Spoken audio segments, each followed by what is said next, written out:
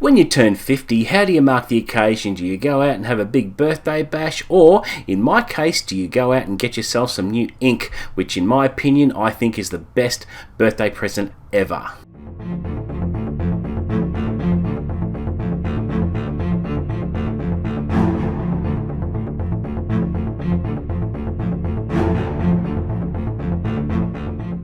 What's up, guys, and welcome back to the channel. You're with Chris, and today I'll be wrapping up yet another week as we roll on into February already. Had a really good week. It was the first week of my holidays from work and had an absolute ball, and just had a really good relaxing time. So let's get right into it with what I got up to. I finished The Final Empire, the first book in the Mistborn series by Brandon Sanderson. I absolutely loved it. I am going to put up a review hopefully by next week when I get a chance. But the characters, the concept of allomancy as the magic system for this series is absolutely incredible. You know, it's a way of using metals which goes beyond mere imagination, and it's just fascinating. The characters, the team camaraderie in a joint plot to take down the Final Empire and the Lord Ruler. It was just awesome. So I can't wait to get that to you, and I can't wait to keep exploring the Chizmar with more of Sanderson's work in the future. Okay, now I also put up all my reading possibilities for February, which all indications point to a good month for February with my reading. I put in that video, I think, about 5 or 6 options with room for more depending on how I go with time, and there's some really good books on that one, and as soon as I smash out what I need to, I'll look for other things to add to it as time goes on. But I'm predicting a very good February for my reading. Now, I also did my January wrap-up, my newly reintroduced segment of monthly wrap-ups, because I had let them lapse in the past, but I wanted to start off 2024 with doing regular monthly updates, particularly now that I can report on some statistics about my reading every month due to this awesome new reading tracker spreadsheet that I've bought, which gives a lot of comprehensive information about my reading, and I'm happy to be able to share those with you now. Okay, now yesterday I put up a video which was a little bit different, and I did the same thing last year for No Secret, which was the latest Jack Reacher book at the time. So with the next Jack Reacher book that's due out in October, I thought, you know, once I got my hands on one of these covers, the picture, I thought I'm going to share it on the channel like I did last year, with revealing the covers for the 29th Jack Reacher book that's due out in October. It's called Into Deep, and got to show you the cover reveals and also the plot details as well, as brief as it was. Now, with this cover reveal, even though the covers are good, I did have some criticisms about one cover in particular, and I was very honest in what I thought of that cover, which went off on a different tangent with how I've thought about particular covers for the series in previous years. But yeah, something didn't quite work for me with one of these covers, and then another cover was absolutely fine. But if you haven't caught that one yet, please do, and you'll see what I think of each cover as I reveal them. Okay, now I started a short story collection this week, and that was The Long Way Home by Richard Chizmar. For those that don't know who Richard Chizmar is, he is heavily involved in Cemetery Dance magazines in the US. He is a long-time collaborator with Stephen King. He co-wrote the Gwendy series with him. This collection is great. There are a couple of stories that didn't quite grab me, but for the most part I've been really enjoying this. I'm a bit over halfway, and hopefully we'll finish this one next week so I can get a review up. But I did have his previous collection called A Long December, which I absolutely enjoyed to the max. That was a few years back, and I thought recently saw this one for sale on Amazon and just scooped it up. And he is a fantastic writer in his own right. And he has a unique style and an engaging tone which you can't help but just mow through his stories, and they're very inventive, and he paints very vivid pictures with imagery that really draws you in. But yeah, a couple of the stories, as I said, haven't really worked for me. I haven't really gotten into them, but most of them, for the record, are great, and he's a very good writer, and hopefully we'll have a review up soon on the channel so I can share those thoughts with you. Okay, now also, because I had such a good time with Mistborn #1, The Final Empire, I couldn't help it. I was drawn to pick up Book 2, The Well of Ascension, which I'm a bit over 100 pages in, and I'm loving it. Because just when you thought that the threat from the Final Empire was dealt with, there's another threat looming on the horizon where Vin is going to be called upon to use every ounce of her powers to help defeat this new threat, whatever it is. I don't know what the threat is at the moment. There are little hints here and there, but I'm going to have to read more of the book to find out. And for this week coming up, being my second week of holidays away from work, I'm going to have some time up my sleeve to actually dive in and smash it out. Hopefully within the next week or so, or leading into the week after, but we'll see how that goes. But I'm having a really good time with it. I love Brandon Sanderson's writing.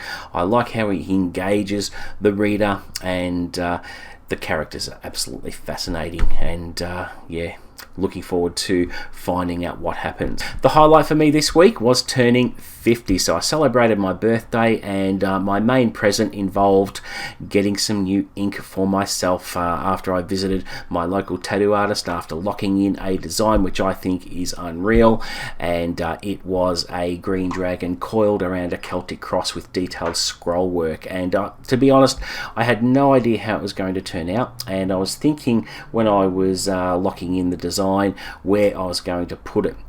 Now, originally I was going to put a design on my calf, which I thought, that's all well and good, but I want everyone to see this, and where else to put a tattoo that everyone can see than on your forearm. So this isn't going to be the best view. I'll show you a video in a sec on how it turned out after I removed the protective wrapping after a few days. But if you can have a look here, I can't get a good angle, but this is a partial of what it is, and it's, even though I've just turned 50, it's good to have the forearm for this, so it looks good, and the shape conforms exactly to the shape of my forearm. So let's just take a look at a video that my wife kindly agreed to take, and it shows you across various angles how it actually turned out, and it turned out way beyond my expectations. It is ultra cool, and I'm more than happy with it. And the parts that hurt the most, if you can look at the dragon's head there, are the white highlights. They actually really hurt, but that wasn't the worst of it. This tattoo was a 6.5 hour sit. So imagine sitting there for 6.5 hours with a couple of breaks in between, getting your skin poked by a needle. So, you know, the first couple of hours went by okay. You know, my pain threshold was pretty high, so I could handle a fair bit of the pain. But as time wore on, as it got to 6 o'clock at night and then into 6:30, and then by 7 o'clock when he'd almost finished, I was almost in tears, because by then you've had enough. Okay, 6 hours is a long time to sit enduring this thing, and I can tell you up here on the top near the elbow hurt the most. Okay, especially where the bone was. There were times when I gritted my teeth and I'm thinking, oh God, is this over? Please make it stop. But then you have to, you find yourself digging deep within yourself, and you're thinking, it's going to look great, it's going to look great. Just grin and bear it for a little bit longer.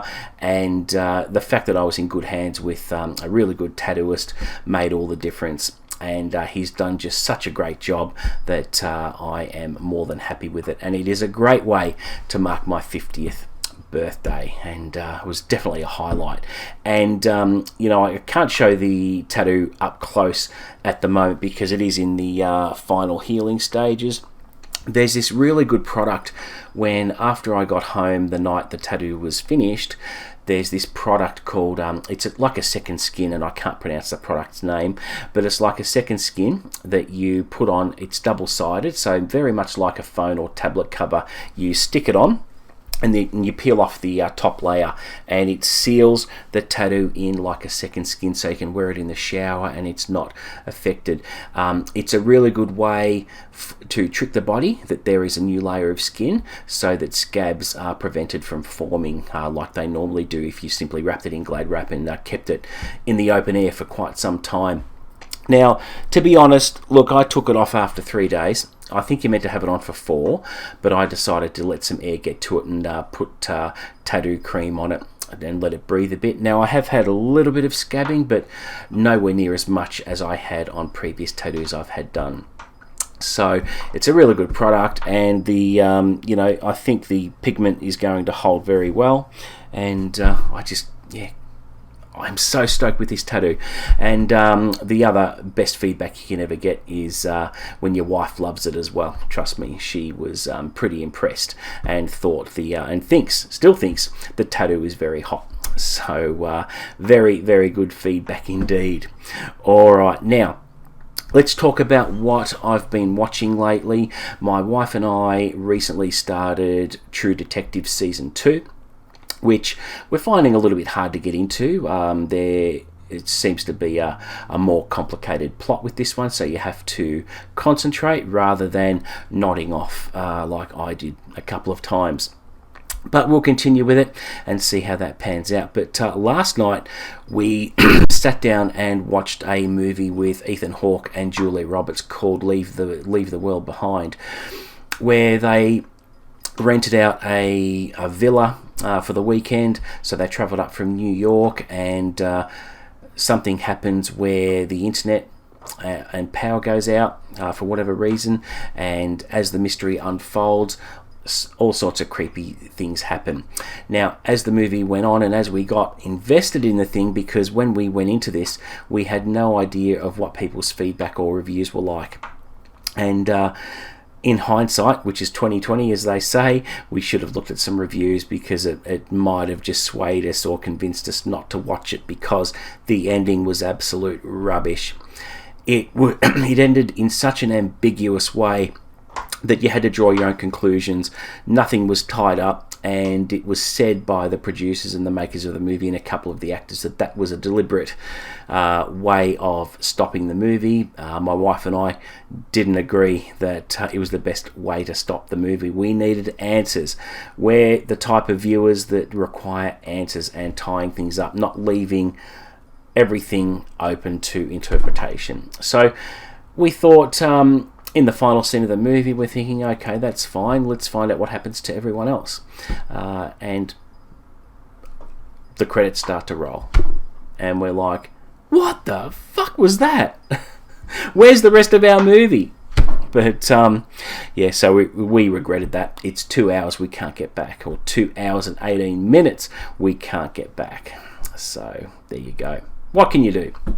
Can't get those hours back. Alright, now next week's reading is going to involve continuing with the Well of Ascension. Look, I've got heaps to go. It's a chunker. It's over 700 pages. I'm going to put a pretty big dent in it next week, is the plan. And if I get that finished by the end of next week, which is unlikely at this stage, even though I've got another week off, got some activities planned and things like that, so I may not get as much time as I would expect, but we'll just see what happens.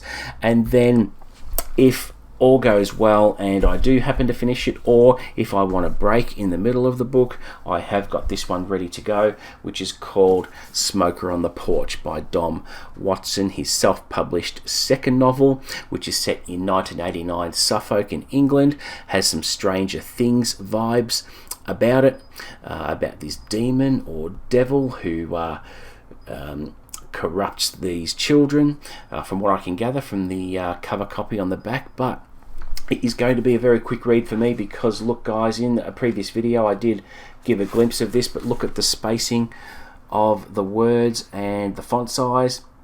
It's not going to take me very long to smash through it. So if I want to break in between the Well of Ascension, I'm going to look at picking that up and smashing it out in 2 sittings, which should be good. But it's one I'm looking forward to. I did mention in my reading possibilities for Feb video that once I read it, I would like to have Dom Watson come on the channel, because what I would like to do this year on the channel is to promote a few more indie authors, because they don't get enough recognition. They work hard amidst the Kindle publishing platform being inundated at the moment by people who are not genuine and use AI to write books, which I am heavily against. But I'm not going to rant about that here. That will be for some other time. But yeah, it's not a license to put up a story generated by AI. But that's all I'll say on that. But looking forward to next week's reading, and looking forward to my second week of holidays before I go back to work the week after. But the prediction I will make about next week is it's going to be a very quick week. Historically, when I take 2 weeks leave from work, it's always the second week that goes the quickest. So I'll be back at my desk on the phones speaking with customers before I know it. So I'm going to enjoy every day of next week to the full, particularly when the kids are at school, and Jen and I can have a bit of time together and do some stuff that we normally wouldn't get to do whilst the kids are around. So there you go. That is it for my weekly update for this week. Thank you very much for watching. If you like and subscribe, as always, I'll put up the best content I can.